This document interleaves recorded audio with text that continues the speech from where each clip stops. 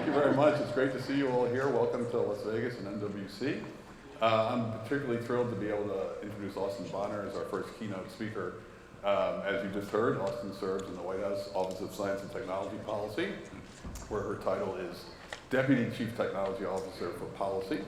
That's a lot of words, but it basically means she's the most senior person in the White House, really exclusively devoted to tech and telecom issues. We try to keep her focused on spectrum and spectrum and spectrum, but she's got a little broader portfolio than that I think you're going to hear about shortly in terms of privacy, accessibility, digital equity, AI, and a whole lot of other things. Austin came to OSTP from the FCC, where she most recently served as the Chief of Staff to Commissioner Jeffrey Starks, who's also with us this week. She was influential in a lot of ways. One of the important features of her job there was helping shape the FCC's policies on the COVID relief programs, which of course did so much to get millions of Americans through the pandemic. And we in the wireless industry are really proud of the efforts we made to keep Americans connected, seeing speeds actually increase as demand increases. So we had a lot to be proud of, but we have a lot of thanks to Austin for all the work she did to help make that a success. So I will turn it over to Austin now. I should add one more thing about her. These jobs in the government, you have the work of 5 people.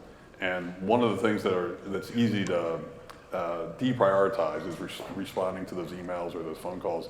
Austin is as accessible and as transparent as anyone I've seen in public service, and it's been great working with her. We're really pleased to have her here today. So please join me in welcoming Austin Bonner.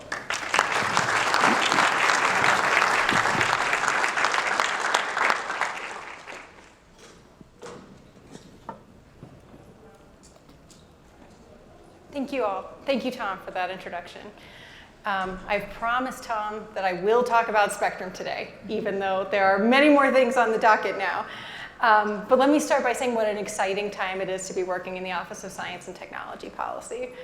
In 1976, Congress established OSTP in recognition of the need for coordination of federal science and technology policy and the need to provide the president with the very best science and technology advice. Nearly 50 years later, OSTP continues to work to maximize the benefits of science and technology to advance health, prosperity, security, environmental quality, and justice for all Americans. So today, I want to talk about what the Biden-Harris administration is doing, first on spectrum, then on supplier diversity. I want to talk about a little bit about artificial intelligence, since it sounds like there's a lot of energy on the subject out in the hall, and then say a little bit about the progress we're making on our goal of internet for all. So let's start with spectrum. Advancing our global technological leadership requires spectrum, which, as everyone in this room knows, is scarce and a finite resource. The spectrum resources that we have as a country enable advances in US innovation, connectivity, competition, and inclusive economic growth that creates jobs and improves everyday life while also helping us to address domestic and global challenges like public health and climate change.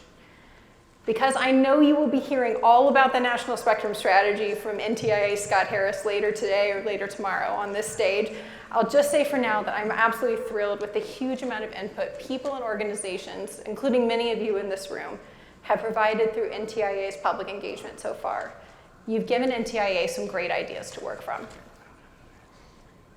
In thinking about the National Spectrum Strategy, we recognize that we're not writing on a blank slate. Planning for our wireless future is day-to-day business for NTIA, for the Federal Communications Commission, and for the many federal spectrum users who depend on them both, as well as important swaths of the telecom industry and the sectors that depend on it. The Biden-Harris administration is committed to institutionalizing a trustworthy and predictable process for managing change in spectrum allocations and for resolving disputes. The FCC and NTIA have already made big strides in this area, particularly with their recent Memorandum of Understanding, and the administration's maintaining an active interagency process. We're already seeing the fruits of the federal agencies' efforts to work together well. The full C-band has been available for use since July. That's the result of an intensive collaboration, one focused on evidence and engineering. Government and private sector work together to come up with a mechanism that allows a new generation of wireless technology to safely coexist with a robust air travel system. And when we work together this way, I suspect that this kind of coexistence will become the norm. We've come a long way in how challenges like the C-band are managed, and I think we're on the right path.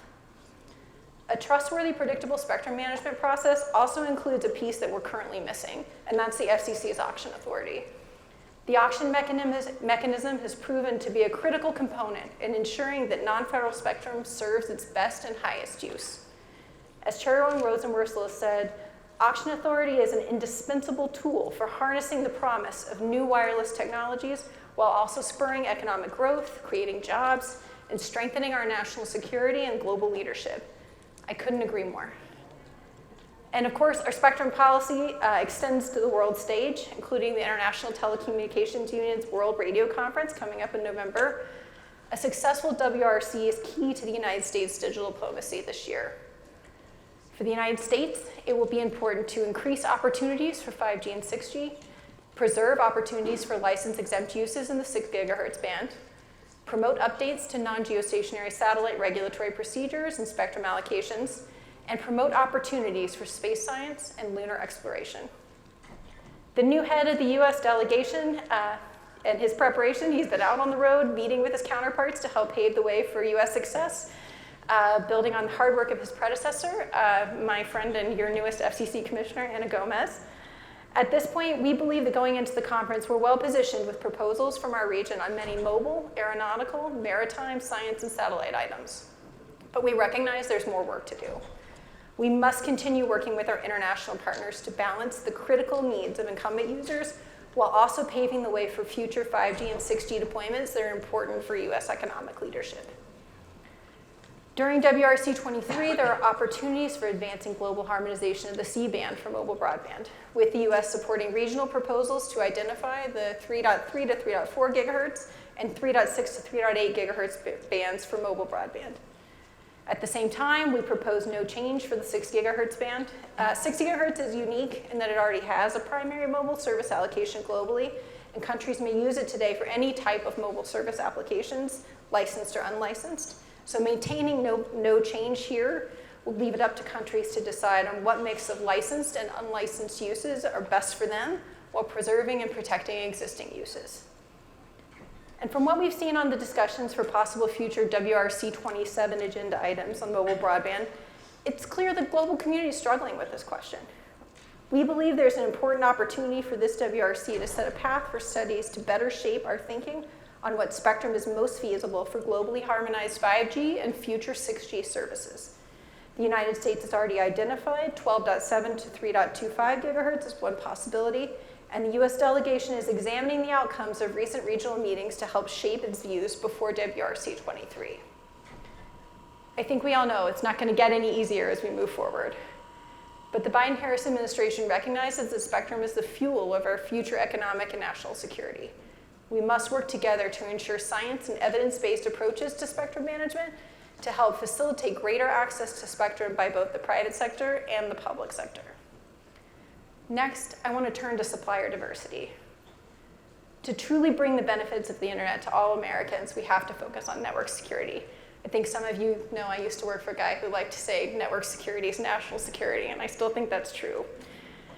Because 5G and next generation wireless technology will have vast applications, revolutionizing a variety of sectors from artificial intelligence to manufacturing and public services, the Biden-Harris administration views 5G security as a high priority and has taken steps to restrict the use of untrusted, high-risk suppliers domestically and with our partners around the world. A top priority for the Biden-Harris administration is the promotion of telecommunications supplier diversity and the advancement of approaches that can enable it, including Open RAN.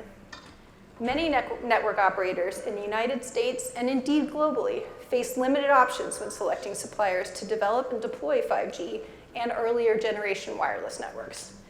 Limited competition can reduce supply chain resilience, contribute to higher prices for operators and for consumers in the long run. Open RAN can help address those challenges by using a variety of hardware and software suppliers, creating flexibility across networks, helping drive down cost, and opening market opportunities for a variety of suppliers that we hope will drive more innovation. The Biden-Harris administration supports policies that provide research and development funding for new market entrants and new technologies. Among other things, the CHIPS and Science Act provided $1.5 billion of funding to NTIA to foster supplier diversity and competition across the telecom ecosystem, all part of the president's Bidenomics plan to grow the economy from the middle out and the bottom up. These investments will help shape our 6G future. With 5G rollouts picking up steam, we believe this is an important time for us to collectively think about 6G and the future of wireless communication. The journey to 5G will be a whole of society effort with leadership from academia, industry, and civil society.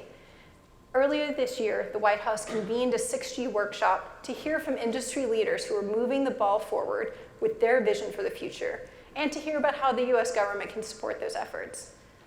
I look forward to continuing those discussions with all of you. So next, our hot topic this year, artificial intelligence. So spending some time looking at the programs today, you can really feel the excitement about the future of AI and how that'll help create ubiquitous access consistent with our vision for Internet for all. The Biden-Harris administration shares that sense of possibility. Automated systems have generated extraordinary benefits for the American people, from storm detection to disease identification to helping farmers achieve more bountiful harvests. AI can supercharge that progress, making life better for everyone and helping to meet our greatest challenges. I'm especially excited about the work many of you are doing at the intersection of AI and wireless. Earlier this year, the Federal Communications Commission and the National Science Foundation hosted a workshop called The Opportunities and Challenges of Artificial Intelligence for Communications Networks and Consumers. That highlighted, among other things, AI's transformative potential to optimize network traffic, improve spectrum policy, and facilitate sharing. That conversation's ongoing at the FCC, including through their notice of inquiry, and I think it's clear that now's the time to harness AI to help meet the nation's burgeoning spectrum needs and maybe make some of our jobs a little easier. At the same time, President Biden has been clear. To seize the benefits of AI, we must first manage its risks. The Biden-Harris administration is working to advance responsible innovation in AI and protect Americans' rights and safety. And the administration is hard at work to realize these goals. Recently, the White House secured commitments from 15 leading AI developers to take a number of steps to help move forward safe, secure, and trustworthy development of AI technology. Last October, the administration released the blueprint for an AI Bill of Rights, a framework that will help guide the design, development, and deployment of automated systems so that they protect the rights of the American public and reinforce our nation's highest values. That covers 5 things. First, safe and effective systems. You should be protected from unsafe and ineffective systems. Second, algorithmic discrimination protections. You should not face discrimination by algorithms, and systems should be used and designed in an equitable way. Third, data privacy. You should be protected from abusive data practice via built-in protections, and you should have agency over how much data about you is used.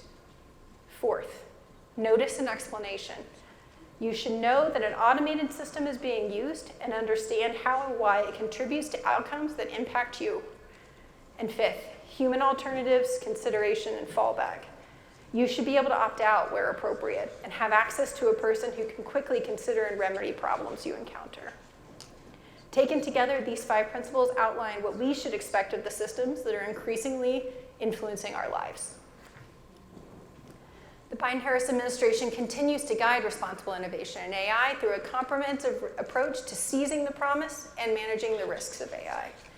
The administration is developing an executive order and will continue to pursue bipartisan legislation to help America lead the way in responsible AI development. And because the impacts of AI go far beyond our shores, our work on AI does as well. This is not only about the technological advancements that our country achieves, but also about advancing the governance approaches and international norms needed to responsibly deploy AI to protect rights and safety, and building and sharing those safeguards with the rest of the world. We are working with like-minded nations to manage AI's risks, unlock AI's potential for good in both developed and developing countries, and ensure strategic stability. Finally, Internet for all. Every American should share in the benefits of AI and all the possibilities of the digital age. President Biden understands that high-speed internet access is no longer a luxury. It's a necessity to access education, healthcare, jobs, and to participate in today's society. but more than 8.5 million households and small businesses are in areas where there's no high-speed internet infrastructure, and millions more struggle with limited or unreliable options. That's why, as part of the President's Investing in America agenda, we're investing $90 billion in the nation's high-speed internet infrastructure.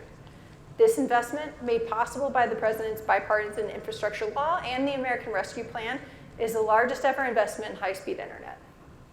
And to lower costs for households and families, the Biden-Harris administration launched the Affordable Connectivity Program, which helps households pay their internet bills and provides discounts on computers. More than 21 million households have enrolled in the Affordable Connectivity Program. And now we're working with Congress to extend this bipartisan program. As we continue to make these investments across the country, President Biden is committed to leaving no community behind. That includes giving particular focus to tribal communities. Just some of the work OSTP is doing with Native nations includes a tribal high-speed internet working group that's identifying interagency collaborative efforts to increase equitable access, use, adoption, and deployment of broadband on tribal lands. We'll propose policy solutions that will remove barriers and enhance deployment opportunities. And our data science team is working to ensure equitable access to federal funding, including the funding made available through the bipartisan infrastructure law. It also means ensuring that technology design and deployment works for people with disabilities. Accessibility is an essential aspect of the President's commitments to diversity, inclusion, and accessibility throughout the federal government. It's a necessary precursor to creating equitable learning and work environments that are welcoming and inclusive for people with disabilities.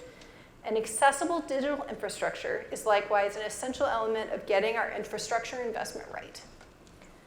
So one of the great privileges of my roles in government has been the opportunity to spend time with people who are getting and staying online thanks to programs like ACP, and with community leaders who spread the word and help their newly online neighbors build digital skills. Their passion inspires us to keep pushing back on fundamental economic, educational, social, and health-related inequities in our country by connecting Americans and closing the digital divide.